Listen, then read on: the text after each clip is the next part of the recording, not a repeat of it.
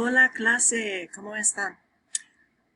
I've got a different version of the pronunciation video because the app I was using just wasn't working, and so I'm trying it with a different app, putting some additional work into it because I think it's important for you.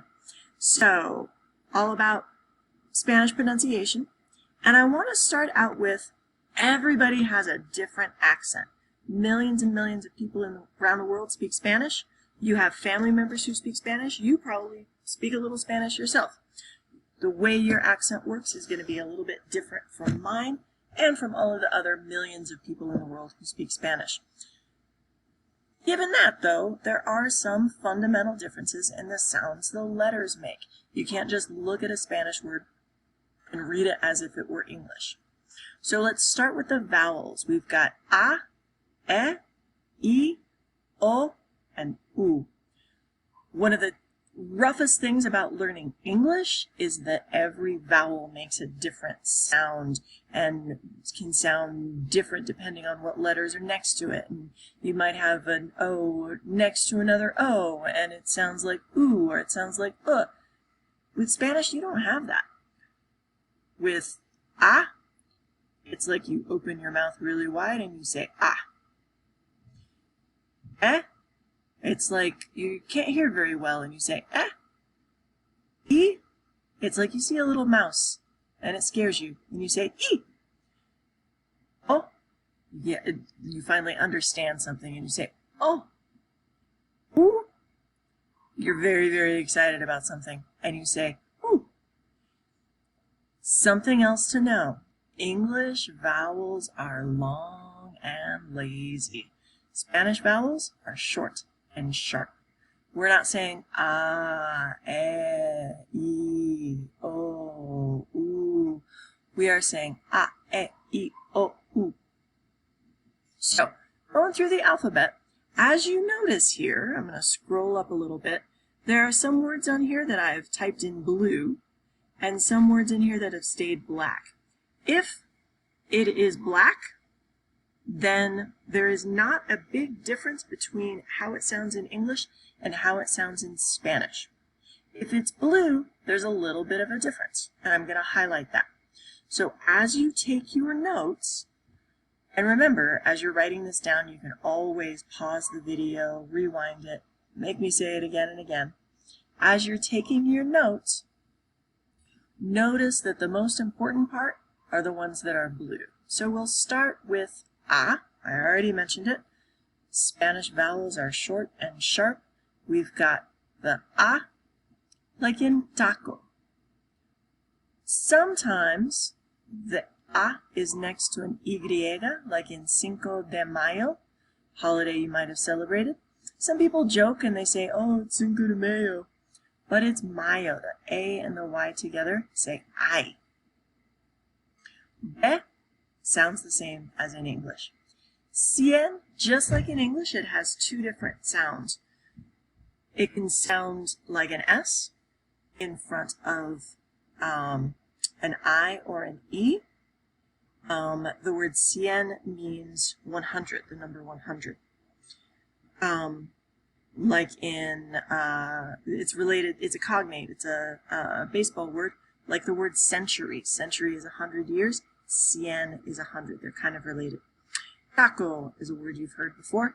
If it's in front, if a C is in front of an O or a U, then it sounds like a hard C, right? D, essentially the same. Elefante. The is always going to sound like an right? F sounds the same. Gigante. Here's where the kind of sounds like an H if it's in front of an I or in front of an E. But it sounds like a G in English if it's in front of an A or an O or a U. So gigante it means gigantic. It's a baseball word. Here's another baseball word. Geografía. Let's see if you know it. Geografía. And I need my accent over the I. I have my easy accent turned on this video.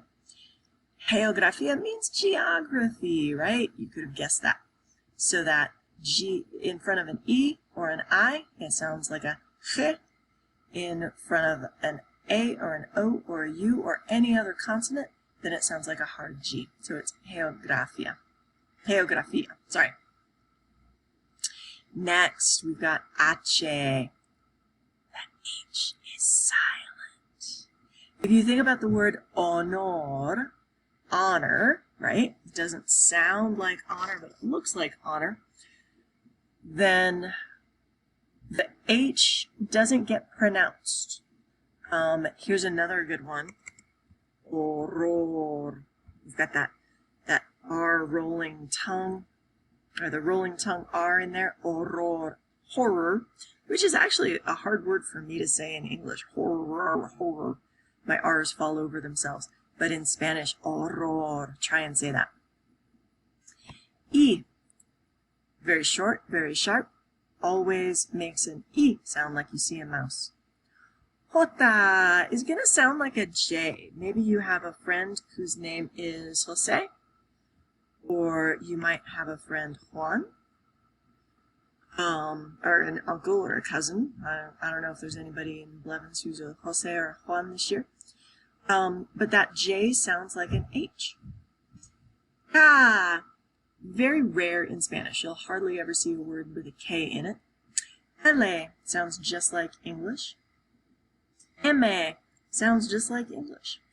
N sounds just like English unless, scroll up, unless it's got this little hat on it. So the hat is called a tilde. And that's what makes a sound like an N and a Y together. So if you have the Spanish word cañón, oops, sorry about that. Need my easy accents to go. Cañón. When we borrowed it into English, we didn't have a way to say that. So we had to make it an N and a Y for canyon. So if you have an N with that tilde on it, that hat on it, then that tells you to say it like an N and a Y together.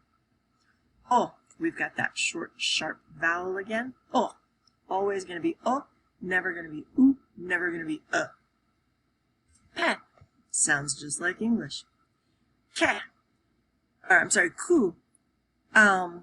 Many people, when you were first learning how to read English, it got drilled into your head that when you saw a Q and a U together, it made a qua sound. In Spanish, we don't have that. It's going to be just a ka sound, just a hard ka. So this word is que, and it means what?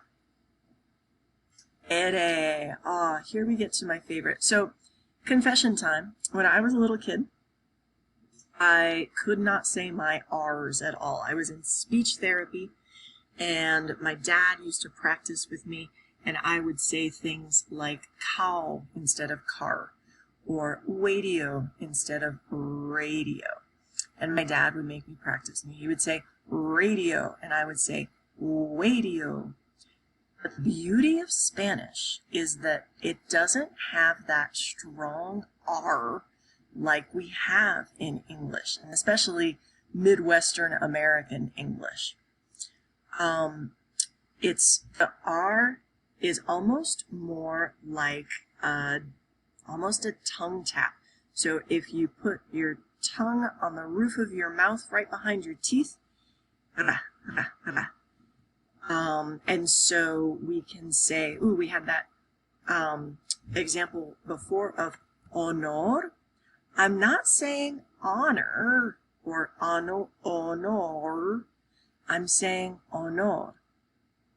It almost comes off sounding like a D. Honor. Or Raphael is a good name. Raphael, I'll give him a capital letter. We had a student named Rafi here a few years ago. Raphael. It's not Raphael with an R, an English American R. It's Raphael, like you're tapping your tongue. And then if you have a double R, two R's together, and often they're in the middle of a word, like we had it one earlier, horror, that's where you're rolling your tongue. And a lot of people are like, oh, I don't know how to roll my tongue, miss. Profe, I don't know how to do it. It just takes practice, and it's not that big of a deal. You may be able to do it right away, and we'll test in class.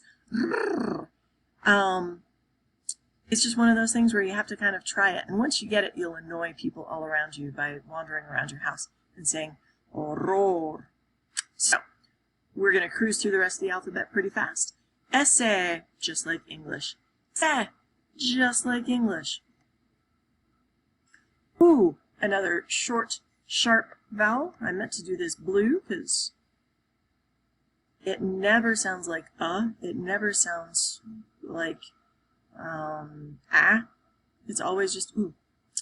So now we got ve, and this depends on your accents. There are some accents where the letter, la letra B, comes out almost sounding the same as the letter B.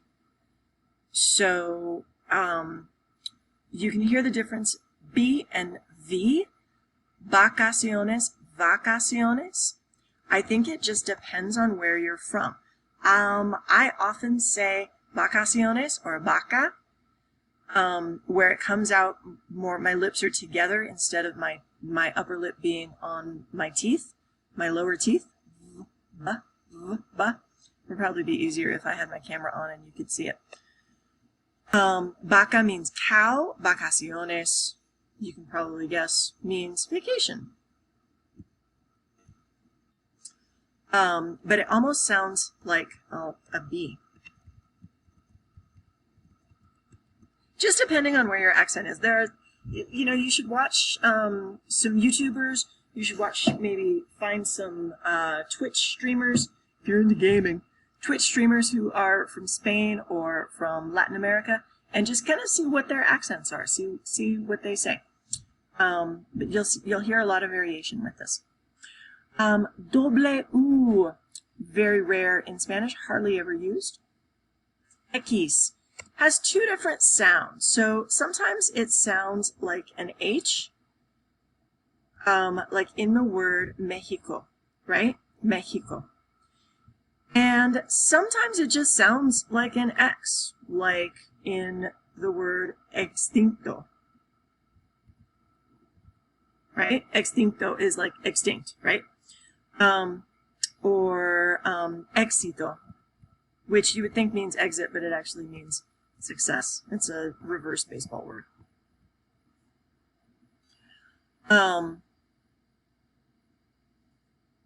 We had extinct, oops, CT, and then éxito, I think, has an accent over it. Éxito means success. Y.